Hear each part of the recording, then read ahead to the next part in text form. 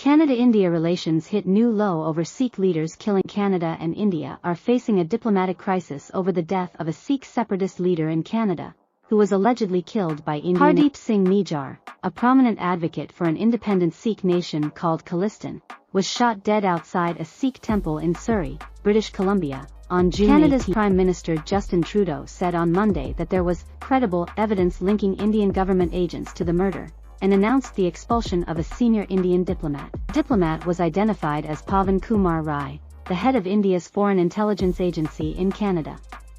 India has strongly denied any involvement in the killing, and accused Canada of harboring Sikh extremists who pose a threat to India's sovereignty and security. India's Foreign Ministry summoned Canada's High Commissioner to protest the expulsion of its diplomat, and warned of serious consequences for bilateral relations. India also expressed its displeasure over Canada's failure to crack down on Sikh protesters who display Khalistan flags and glorify violence against India. The tensions between the two countries have escalated to a level not seen since 2018, when Trudeau visited India and faced criticism for his perceived soft stance on Sikh separatism. Trudeau had assured India that Canada would not support anyone trying to revive a separatist movement in India, but he also defended the right to free speech and assembly of protesters. Canada is home to one of the largest overseas communities of Indian origin, with about 1.4 million people, of whom about 770,000 are Sikhs. Canada has the highest population of Sikhs outside their home state of Punjab in India.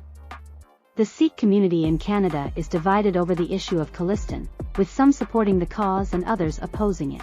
The World Sikh Organization of Canada, which represents moderate Sikhs, condemned the killing of Nijjar and called for a thorough investigation. The organization also urged both governments to refrain from making accusations without evidence and to resolve their differences through dialogue. The killing of Nijjar has also raised concerns for the safety of Canadian citizens living in India, especially those with Sikh background. Canada has issued a travel advisory to its citizens in India, urging them to observe a high degree of caution and avoid areas where demonstrations and large gatherings are taking place. Both countries are also part of the Quad alliance with the United States and Japan, which aims to counter China's growing influence in the Indo-Pacific region.